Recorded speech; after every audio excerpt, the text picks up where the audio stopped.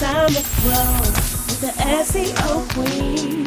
Receive the perfect leads like never before. No traffic is gonna explode. It's time to grow.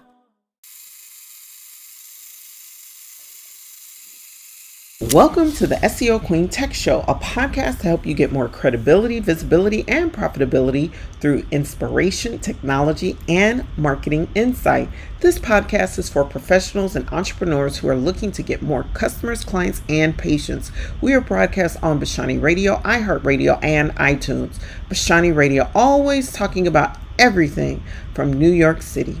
You can listen to the SEO Queen Tech Show on any mobile phone or tablet device. Also, as a thank you gift for listening to the SEO Queen Tech Show, you can go to SEOqueen.com and download the free ebook 101 Ways to Improve Your Marketing and Sales. So before I introduce today's guest, I just want to say I am so excited. The Reach More Clients Power Conference happening July 29th, 30th, and 31st, 2021 is shaping up to be a phenomenal event. We have over 600 people who have RSVP'd so far, and this is incredible. This is going to be a phenomenal event, from Calvin Martyr to Dory Bailey to Annika Jackson, Gabriel Rich, Corey Rashone, Deb Thorne, Michelle Bergquist. I mean, we have a phenomenal line up. So you want to make sure you go to seoqueen.com/conference for more details. There are premier sponsorships available too as well. You can always go to seoqueen.com/conference for more information about that. And without further ado, I want to introduce today's guest. He is a thinker, author, father, artist, musician, speaker, mentor. He's known as the Millionaire Mentor. He has written the book 12 Universal Laws of Success. If you have not heard of Dr. Herbert Harris, who is also a host on the Bashani Radio platform, you definitely do not want to miss this interview. So without further ado, I would like to present to some and introduce to others Dr. Herbert Harris.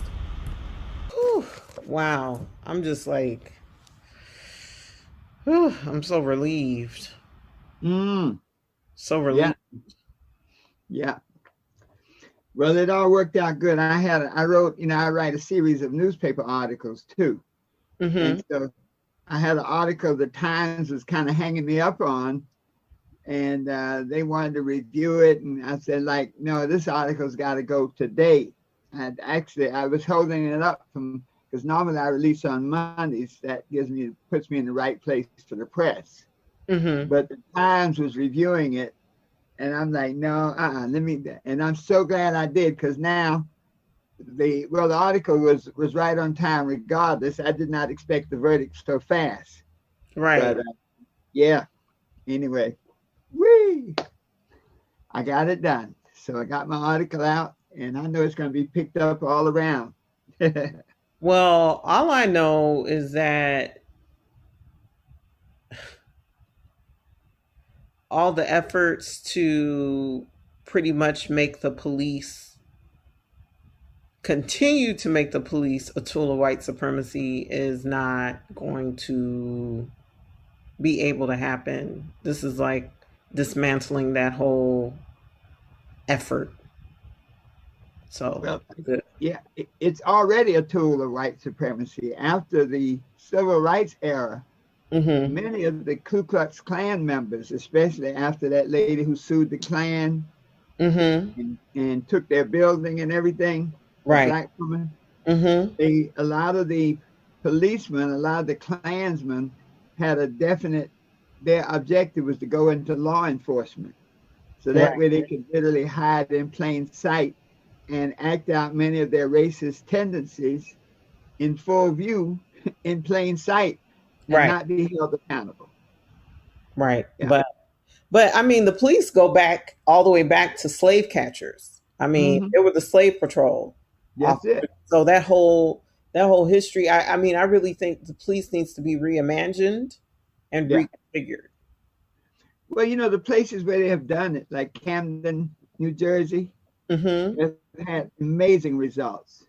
Right.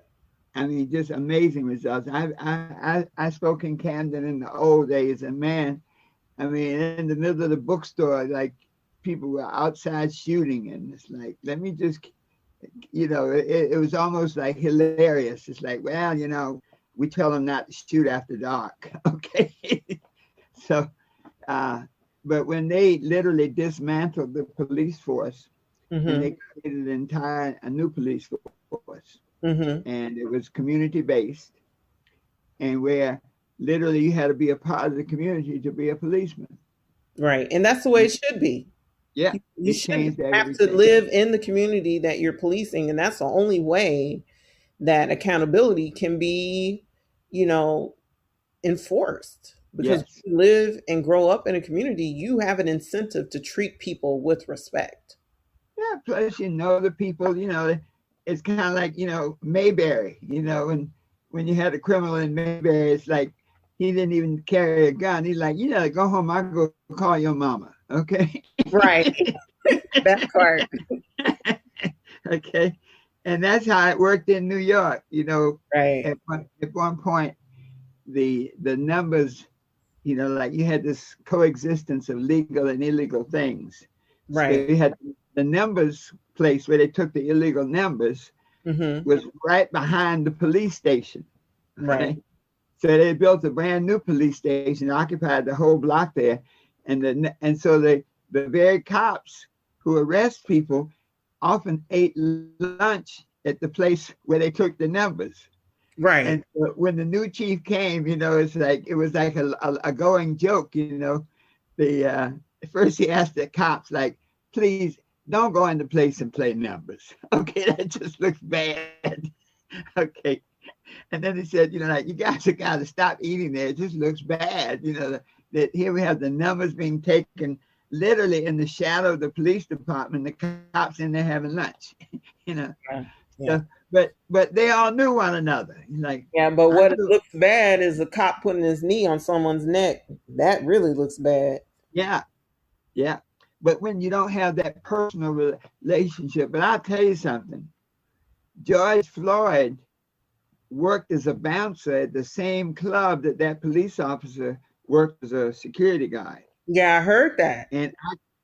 And I nobody ever went into the real motive, but I bet there's a motive somewhere around a white woman, and how Chauvin felt about Floyd having a white girlfriend. Did he have a white girlfriend at one point? Yeah. I didn't know that. Oh yeah. And so, and that was like common knowledge. It seems like there's always some hateration when some ish goes down. Yeah. There's always.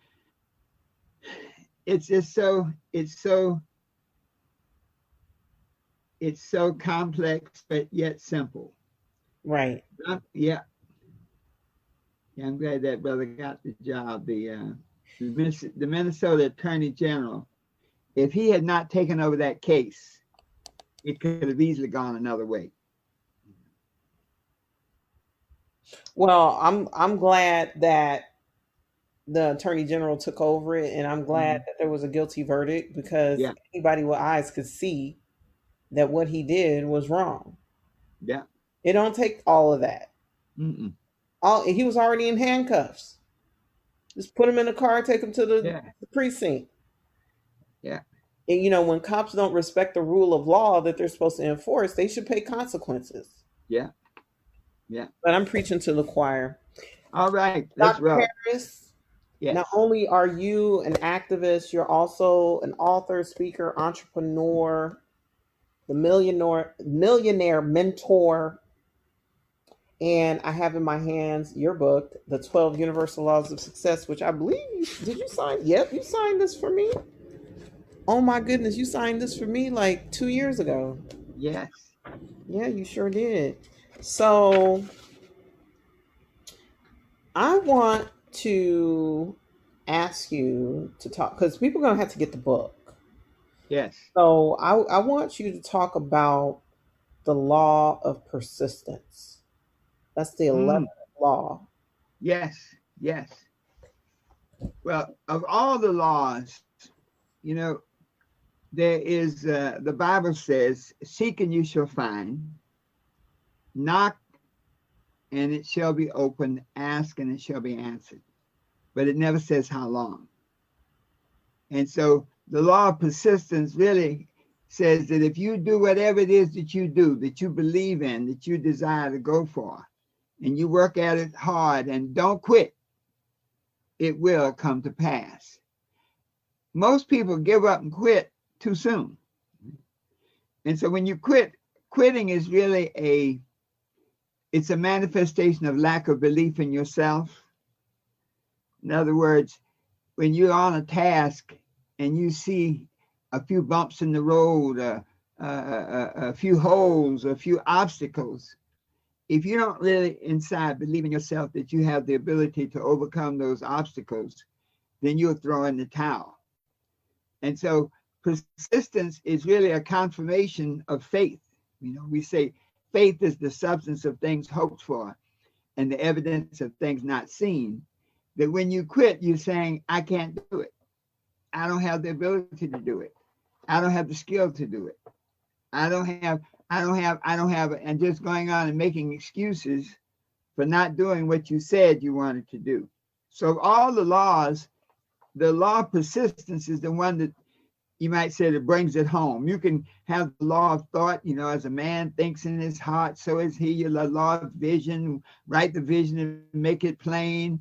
But if even the law of action, you know, like write out your goals and then write a plan of action and act on it day in and day out.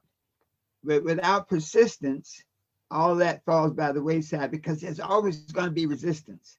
There are always going to be obstacles. Life, just like the night, okay? No matter how dark the night, a day is going to come. So the world is created in that yin-yang aspect, that positive and that negative. And so persistence says, hang in there because the season will come where you will win. Persistence has to be combined with intelligence now. You know, like, you know, they say, if at first you don't succeed, then try and try again. Yeah, but don't try doing the same things. Don't try doing the same dumb things that didn't work. Albert Einstein said, you cannot solve a situation, a challenge, a problem at the same level they created it. You got to do something different. And similarly with persistence, when we say try and try again, we say use your intelligence. If you literally fail your way to success, but you fail your way to success by learning from each failure. So there's never a failure. It's all either you win or you have a lesson. You either win or get a lesson. And as you digest those lessons and deconstruct them and say, okay, this does not work. I'm clear on that. If this does not work, then how must I now structure my plan to get around this? This is a mountain. I cannot go over this mountain. I may have to go around it. Fine. So now let me structure my plan to go around the mountain. So maybe I have to adjust the time of arrival at my destination because now I have to travel an extra 50 miles to go around the mountain, but so be it. Okay. Don't stand there cursing the mountain. There's some people, man, there's a mountain there. We can't do it. You know, we could have done it if it wasn't for that mountain. It's the mountain's fault. I'm going to go back and sit on the porch. But the intelligent man says, I see the mountain. Let me determine a way to get around it, go over it, go through it, to do whatever I have to do to get to the other side where my goal, where my dreams lie. Wow, that's powerful. I think, you know, persistence is so important, so important. So, Dr. Harris, how can people get a copy of the 12 Universal Laws of Success? Well, of course, you know, it's available on Amazon. It's a top seller on Amazon, especially until people get the Super Achiever Edition. Okay, because there are different editions. You have the Super Achiever Edition. Yeah, I have the Super Achievers Edition. Yep. Yes. where we have 30 people who have, like added their comments. We also have a special website. It's www.12uls.com. And the beauty of that site is you get the book, plus I can autograph it for you. And you get a version of we have an audio book that's in its final editing. You can get a copy of the audio book, 6 hours of recorded information, all for $16.95 plus tax. Oh, that's not bad at all. $16.95. No, it's a beautiful book. I mean, yes. It stands out on your bookshelf. And, I have to admit that, I can never get enough inspiration. Well, inspiration keeps us going. That the things that make us smile, the things that make us want more, the things that make us want to see more to be more, that's what keeps us going. The moment we stop being inspired, it's over. Okay, we might continue to be breathing, but if you're no longer inspired and don't have a sense of wonder, like, man, I want to do this, I want to accomplish this. As a musician, you think about it, you have to, of course, learn your techniques, how to play your particular instrument. But once you've mastered those techniques, it's really about inspiration. It's about, you want to make a certain sound, you want to create a song, you want to create a feeling. And as long as you're doing that, you keep growing as a musician. The moment you become a hack, say, well, I'm just going to wait for somebody to hand me the sheet music so I can play. Until that time, I'm going to sit here on the porch. Okay. Oh, wow. You're done. Yes, you are done. Well, Dr. Harris, thank you so much for coming on this week's episode of the SEO Queen Tech Show. What would you say are 3 things that an aspiring superachiever can do to achieve more success? That's a beautiful question. And I like those. A lot of times we make things simple. I'm going to give you a couple of answers at a few levels. I call it the 3 steps to success. Number 1 is to keep moving. That no matter what happens, no matter what obstacles come in front of your face, but be committed to keep moving. Even Abraham Lincoln said, I might be moving slow. As long as you're not going backwards, you're good. So keep moving. Whatever you're doing, always be looking for the next step. Don't be satisfied. Don't be complacent. So keep moving. Step number 2, you have got to stay connected. The mastermind principle, that much of the knowledge, much of the power in the universe comes from connection. That there's a story that they talk about, the secret of life. The story, and it says that the gods were giving out the gifts to man, and the most powerful gift that the gods gave to man is the I am power, the power to make things happen. And so they say, well, where will we hide that power? The gods are discussing it, and one god says, we need to hide this power at the top of the highest mountain, because if man gets it and not be ready for it, he'll abuse it. If he climbs that mountain, when he finds it, he'll be ready for it. Another wiser god said, no, man is crafty and man is diligent. Man is persistent. He'll climb that mountain, he'll find that power, and he'll abuse it. Another god said, hide it at the deepest part of the ocean. But once again, the older wiser god said, no, man is crafty. He has great ingenuity. He'll figure out a way to get down there and get that power. So they say, well, where should we hide this power? And the god said, hide it within. Hide it within the soul of man. Because then when he finds it, he will not abuse it. And a part of that is the power that's within. It's like a chord. When you play a C on the piano, and I'm sure on your instrument, when you play a middle C on the piano, every C on the piano vibrates. Right. And it creates a whole different sound. Like one of the difference between electronic instruments and you might say natural instruments is the electronic instruments don't have the overtones, the harmonics. Right. And so this second key to success, the to stay connected means that when you connect up with like-minded people, you create a harmonic relationship, which then creates a harmonic, so you vibrate. So 1 + 1 is more than 2. And you can transform. You've been in an orchestra. You know, people who are ordinary musicians, you can put them in an orchestra and everybody sounds great. You listen to that music, you're like, wow, that's amazing. You separate them, the horn player over here, like, you don't sound like that much. But in the group, okay? So right. In the group, that idea of staying connected. So, you know, stay connected to access that power. And then the third key is keep it fun. Keep it fun. To love what you do. Someone once said, the moment you love your job, you'll never work again.